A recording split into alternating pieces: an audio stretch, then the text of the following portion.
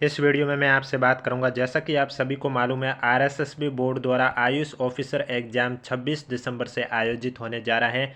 इस बीच एग्जाम में जो 40% पार्ट आपका जीके, हिंदी, इंग्लिश, कंप्यूटर और एनएचएम से पूछे जाएंगे, तो उनके बारे में मैं इस सीरीज में आपसे बात करने जाऊंगा। यानी कि जून 2025 में एनएचएम परीक्षा में पूछे गए 1250 प्लस क्वेश्चन, जिसमें अभी यहाँ मैंने आपको जो सब्जेक्ट बताइए वो सभी क्वेश्चन शामिल होंगे।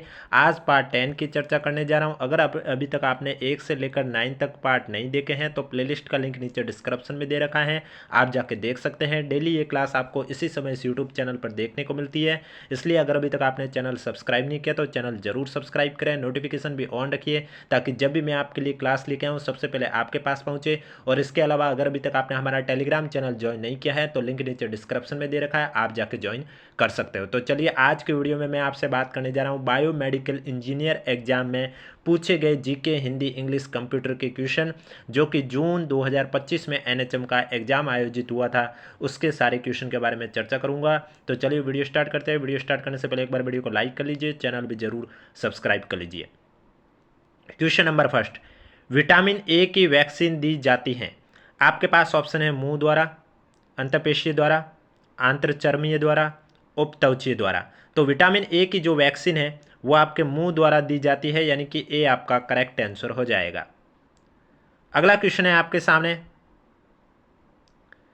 आरसीएच फेज फर्स्ट के अंतर्गत शामिल मुख्य इंटरवेंस के संबंध में सही विकल्प को चुनिए। पहला है आवश्यक और आपातकालीन ऑब्जेक्ट्रेट्रिक देखभाल, एकदम सही है। दूसरा, बच्चों में एनीमिया की रोकथाम और नियंत्रण, ये भी सही है। दस्त रोग नियंत्रण, ये भी सही है। यौन संचारित बीमारियों का नियंत्रण, ये भी सही है। तो पहला, दूसरा, तीसरा, चौथा सभी सही है, इसका मतलब डी आपका करेक्ट आंसर हो जाएगा।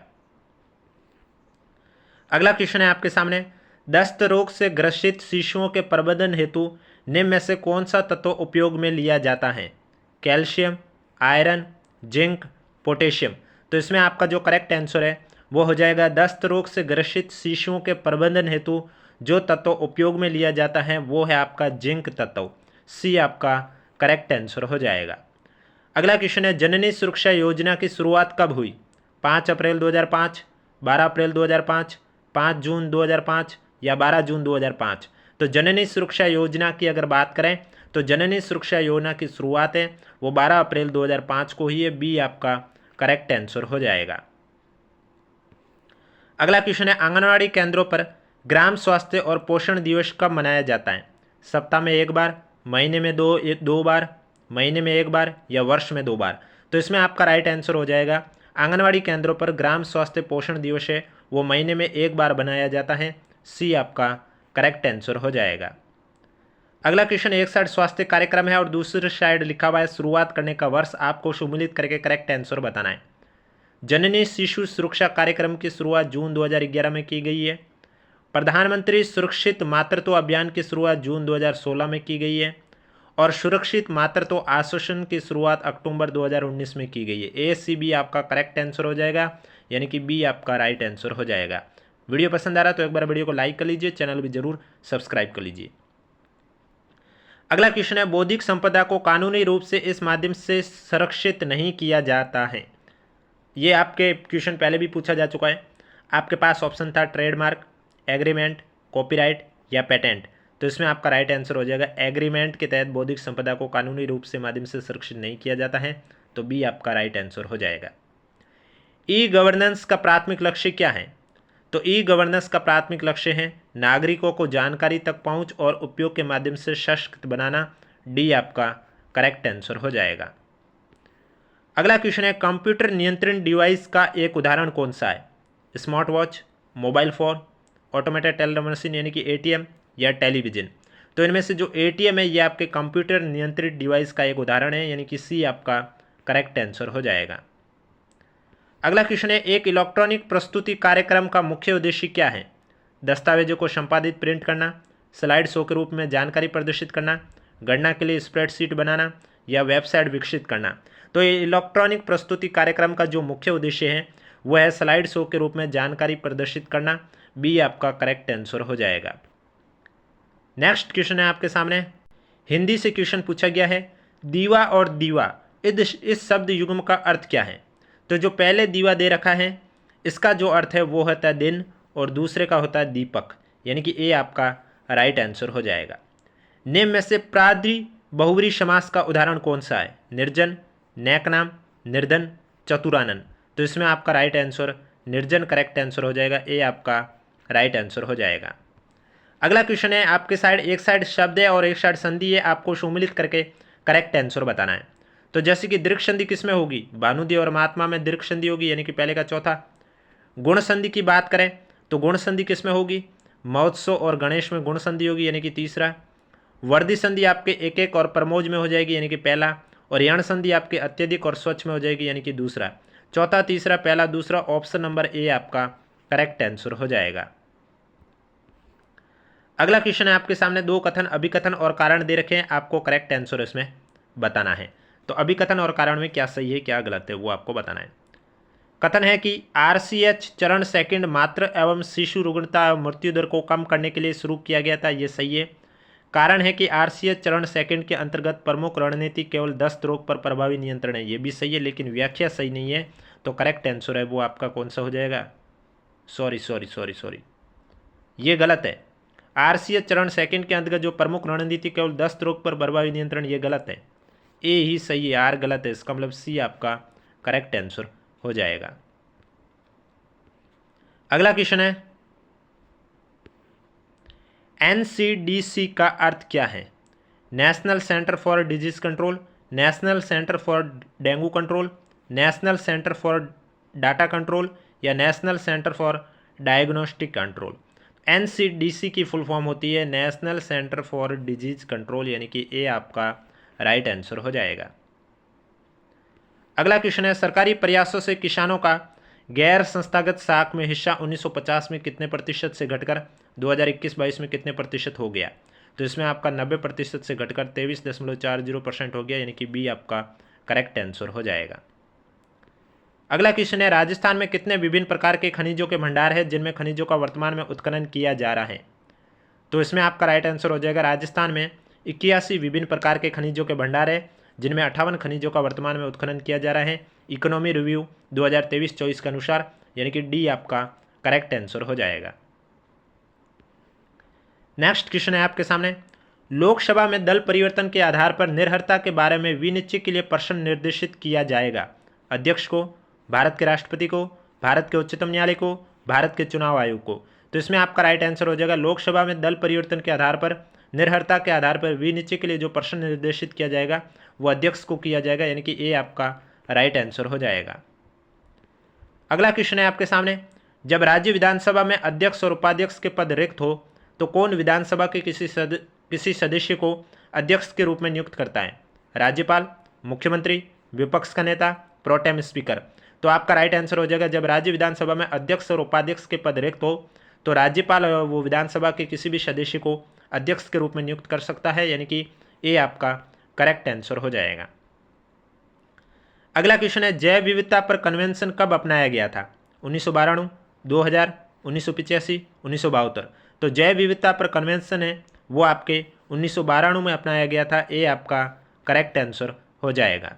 नेक्स्ट क्वेश्चन देखो, इसमें जो सब्जेक्टिव के क्वेश्चन है वो मैं आपको नहीं करवा रहा हूँ क्योंकि वो आपके काम के नहीं है। जैसे अब बायोमेडिकल इंजीनियर का ये पेपर मैं सॉल्व करा रहा हूँ तो इसके सब्जेक्टिव क्वेश्चन आपके काम के नहीं है, क्योंकि आपके काम के जो आयुष ऑफिसर एग्जाम है उसके सब्जेक्टिव क्वेश्चन काम के। जो कॉमन 40% वाले हैं जिसमें NHM के, GK के, कंप्यूटर के, हिंदी के, इंग्लिश के क्वेश्चन शामिल है, मैं वही आपको क्वेश्चन करवाऊँगा। शब्द निब्बल कितने बिट्स को दर्शाता है? 2, 4, 8, 16। अब ये कंप्यूटर का क्वेश्चन है तो इसमें आपका राइट आंसर हो जाएगा, शब्द निब्बल है वो 4 बिट्स को दर्शाता है, यानी कि बी आपका करेक्ट आंसर हो जाएगा। अगला क्वेश्चन है जो आपके काम का क्वेश्चन है, 35 नंबर का क्वेश्चन है कि एक विशेष उपकरण है जिसका उपयोग व्यक्ति में श्रवण हानि की पहचान के लिए किया जाना है, वो कौन सा है? Microphone, gauge meter, loud speaker, audiometer. तो आपका राइट आंसर हो जाएगा ऑडियोमीटर, यानी कि डी आपका करेक्ट आंसर हो जाएगा। अगले क्वेश्चन में एक साइड कार्बोहाइड्रेट की श्रेणी दे रखी है और दूसरी साइड उदाहरण दे रखा है, आपको सम्मिलित करके करेक्ट आंसर बताना है। मोनोसैकेराइड में आपका आ जाएगा ग्लूकोज, ओलिगोसैकेराइड में आपका आ जाएगा लैक्टोज और पॉलीसैकेराइड में आ जाएगा ग्लाइकोजाइन, यानी कि सी ए बी करेक्ट आंसर हो जाएगा, सी आपका राइट आंसर हो जाएगा। अगला क्वेश्चन है स्पेक्ट की फुल फॉर्म क्या है, SPECT की फुल फॉर्म क्या है। आपके पास ऑप्शन है single photon emission computed tomography, या single positron emission computed tomography, या single proton emission computed tomography, यानी में से कोई नहीं।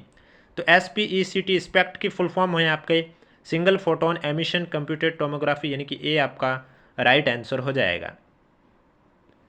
कौन सा राज्य अपना स्वयं का उपग्रह प्रक्षेपित करने वाला पहला भारतीय राज्य बन गया है, असम, आंध्र प्रदेश, नागालैंड, मिजोरम। तो इसमें आपका राइट आंसर हो जाएगा असम राज्य आपका स्वयं का उपग्रह प्रक्षेपित करने वाला पहला भारतीय राज्य बन गया है, ये आपका करेक्ट आंसर हो जाएगा। राष्ट्रीय राजमार्ग 112 जोधपुर बाड़मेर रेलवे खंड पर बालोतरा में श्री नितिन गडकरी द्वारा उद्घाटन किए गए रेलवे ओवर ब्रिज का नाम बताइए, राज सेतु, राम सेतु, मेवाड़ सेतु, हरी सेतु। तो इसमें आपका राइट आंसर हो जाएगा राष्ट्रीय राजमार्ग 112 जोधपुर बाड़मेर रेलवे खंड पर बालोतरा में नितिन गडकरी द्वारा उद्घाटन किए गए रेलवे ओवर ब्रिज का नाम है वो है राम सेतु, यानी कि बी आपका करेक्ट आंसर हो जाएगा। अगला क्वेश्चन है जो आपके काम का, वो क्वेश्चन है इंग्लिश का। इसमें क्या आपको रीअरेंज करके सेंटेंस बता करना है कि रीअरेंज कौन सा होगा सही। तो इसमें सबसे पहले आपका जो आ जाएगा राजू इज ट्रेंड ओरेटर, यानी कि चौथा आ जाएगा। इसके बाद आपका आ जाएगा दूसरा, यानी कि an organisation is looking for talent speakers like Raju. उसके बाद आ जाएगा आपका पहला, Raju fill the form the allocation contest. उसके बाद आपका आ जाएगा तीसरा, Raju is called for a rehearsal test. और उसके बाद आपका आ जाएगा पांचवा, ही इज सेलेक्टेड। यानी कि चौथा, दूसरा, पहला, तीसरा, पांचवा, ऑप्शन नंबर ए आपका राइट आंसर हो जाएगा। अगले क्वेश्चन में पैराग्राफ है, यहाँ पर खालिस्तान पर क्या आएगा वो आपको बताना है। खालिस्तान पर क्या आएगा वो आपको बताना है। जैसे कि वैन ए शिप सेल्स, इसके बाद अगले में आ जाएगा it starts travelling one should take care of once things in a ship, sometime a ship can have its और इवन थो, यहाँ हॉल आ जाएगा, इवन थो इट्स मेड ऑफ स्टील, यानी कि ए आपका करेक्ट आंसर हो जाएगा। और वीडियो पसंद आ रहा है तो एक बार वीडियो को लाइक कर लीजिए, चैनल भी जरूर सब्सक्राइब कर लीजिए। नेक्स्ट क्वेश्चन है, इसमें आपको बताना है read statement first and second, choose the correct option. कौन सा ऑप्शन करेक्ट है वो आपको बताना है। पहला है she has a blue and grey coat, और दूसरा है she has a blue and a grey coat. तो इसमें आपका जो सी दे रखा है, यानी कि first means she has one coat और second means she has two coats. तो इसका मतलब जो करेक्ट आंसर है वो सी आपका राइट आंसर हो जाएगा। अगला क्वेश्चन है आपके सामने, RCH चरण सेकंड के प्रमुख रणनीतियों का सही क्रम क्या है। तो RCH फेज सेकंड की जो रणनीतियों का सही क्रम है वो है आपका संस्थागत प्रसव, उसके बाद कुशल उपस्थिति में प्रसव, उसके बाद FRUS को संचालित करना और फिर रेफरल सिस्टम को मजबूत बनाना, यानी कि ए है वो आपका करेक्ट आंसर हो जाएगा। नेक्स्ट क्वेश्चन है आपके सामने, विटामिन ए की पहली खुराक कब दी जाती है। जन्म के समय BCG वैक्सीन के साथ, 6 सप्ताह तक पेंटावेलेंट वैक्सीन के साथ, 10 सप्ताह तक पर ओरल पोलियो वैक्सीन के साथ, या 9 महीने पर खसरा वैक्सीन के साथ। तो विटामिन ए की जो पहली खुराक है वो आपके 9 माह पर खसरा वैक्सीन के साथ दी जाती है, यानी कि डी आपका करेक्ट आंसर हो जाएगा। अगले क्वेश्चन में कॉलम फर्स्ट और कॉलम सेकंड को आपको सम्मिलित करके करेक्ट आंसर बताना है। तो जननी सुरक्षा योजना है, इसमें हो जाएगा गर्भवती महिलाओं को नकद प्रोत्साहन के लिए, यानी कि दूसरा। जननी शिशु सुरक्षा कार्यक्रम है, ये आपके निःशुल्क रेफरल यातायात के लिए, यानी कि पहला। राष्ट्रीय बाल स्वास्थ्य कार्यक्रम है, ये बच्चों के लिए स्वास्थ्य जांच के लिए। 102 108 एम्बुलेंस सेवा है, ये नवजात शिशु की देखभाल के लिए, यानी कि BACD आपका करेक्ट आंसर हो जाएगा। अगला क्वेश्चन है आपके सामने, HIV परामर्श और परीक्षण के घटक में कौन शामिल हैं। एकीकृत परामर्श और परीक्षण केंद्र, माता पिता से बच्चे में HIV संचरण की रोकथाम, HIV या क्षय रोग सहयोगात्मक गतिविधियाँ, या ये सभी।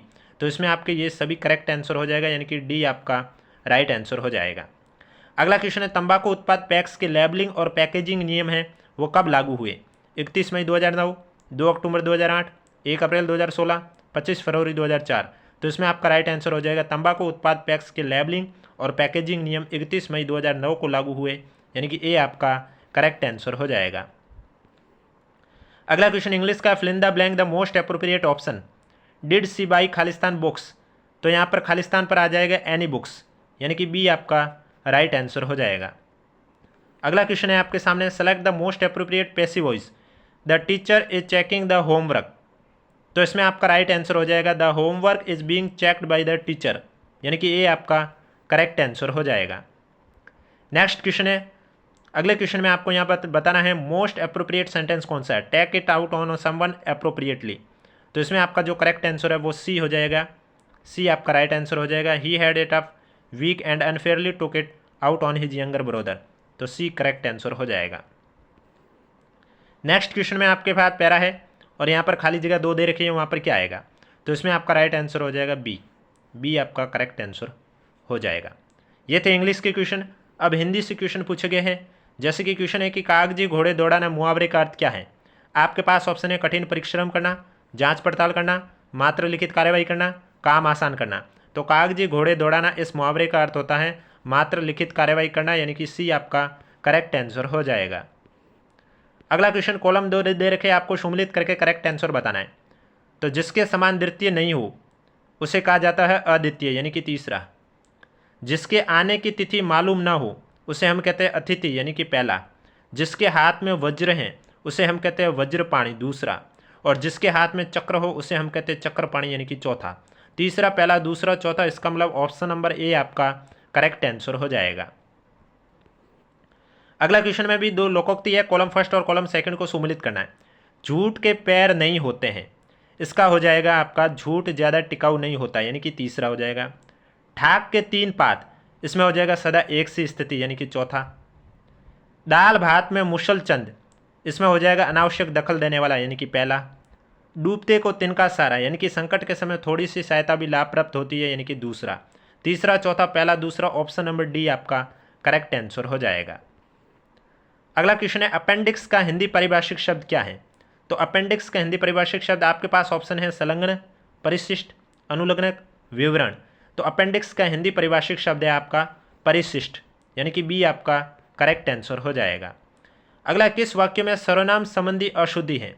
मेरा ध्यान मेरी माँ की ओर था, इसी वाक्य में आपके सर्वनाम संबंधी अशुद्धि है, ये आपका करेक्ट आंसर हो जाएगा। वीडियो पसंद आ रहा है तो वीडियो को लाइक कीजिए, चैनल जरूर सब्सक्राइब कीजिए। अगला क्वेश्चन है आईटी अधिनियम के तहत साइबर अपराधों के लिए एक दंड है। सार्वजनिक जागरूकता अभियान, वित्तीय दंड कारावास, डिजिटल कंपनियों पर कर लगाने, या वेबसाइटों तक पहुंच पर प्रतिबंध। तो आपका राइट आंसर हो जाएगा वित्तीय दंड और कारावास आईटी अधिनियम के तहत साइबर अपराधों के लिए एक दंड है, बी आपका करेक्ट आंसर हो जाएगा। सीपीयू निर्देश और डेटा को किसके माध्यम से प्राप्त करता है। प्रोग्राम, ऑपरेटिंग सिस्टम, बाहरी उपकरण, इंटरनेट। तो सीपीयू निर्देश और डेटा को प्रोग्राम के माध्यम से प्राप्त करता है, ये आपका करेक्ट आंसर हो जाएगा। अगला क्वेश्चन है वायरस, रैंसमवेयर, स्पाईवेयर कुछ प्रकार के क्या हैं। ट्रांसलेटर्स, मालवेयर, फर्मवेयर या वर्म्स। तो इसमें आपका राइट आंसर हो जाएगा ये सब मालवेयर है, बी आपका करेक्ट आंसर हो जाएगा। अगला क्वेश्चन है निम्नलिखित में से कौन सा सामान्य उद्देश्य सॉफ्टवेयर नहीं है। GIMP, iTunes, utilities, Photoshop. तो इसमें जो यूटिलिटीज है ये आपका सामान्य उद्देश्य सॉफ्टवेयर नहीं है, डी आपका राइट आंसर हो जाएगा। अगला क्वेश्चन है नोटबुक कंप्यूटर किसका दूसरा लोकप्रिय नाम है। डेस्कटॉप का, लैपटॉप का, पॉमटॉप का, पर्सनल डिजिटल असिस्टेंट का। तो इसमें आपका जो करेक्ट आंसर है वो हो जाएगा लैपटॉप का दूसरा नाम नोटबुक कंप्यूटर है, तो बी आपका करेक्ट आंसर हो जाएगा। अगला क्वेश्चन है सेंसर की क्रिया का अंतिम परिणाम क्या होता है। ये रैंडम संकेत उत्पन्न करता है, ये विश्लेषण के लिए डेटा संग्रहित करता है, ये इच्छित क्रिया या प्रतिक्रिया का कारण बनता है, ये रोबोट का असेंबली को नियंत्रित करता है।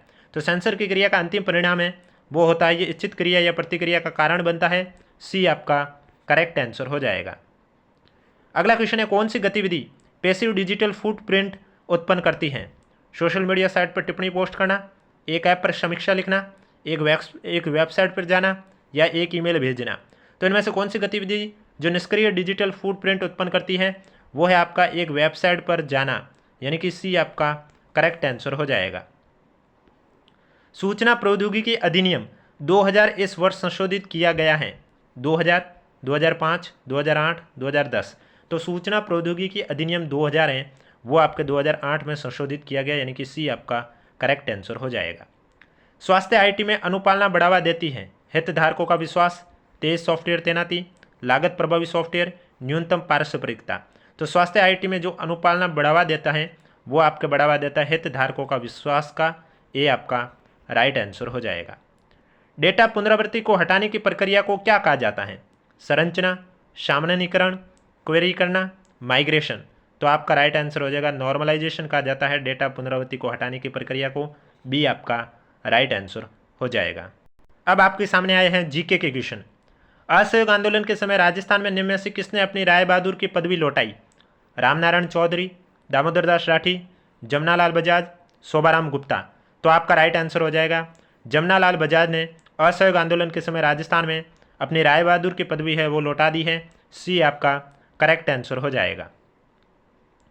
अगला क्वेश्चन है, राजस्थान में राजनीतिक गतिविधियों के संचालन हेतु किस राज्य में 1934 ईस्वी में प्रजामंडल की स्थापना की गई? मारवाड़, कोटा, मेवाड़, अलवर।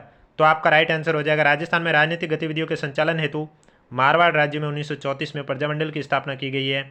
ये आपका करेक्ट आंसर हो जाएगा। अगला क्वेश्चन है, कौन से दिन राजस्थान के ग्रामीण अंचलों में बड़ी संख्या में बाल विवाह होते थे?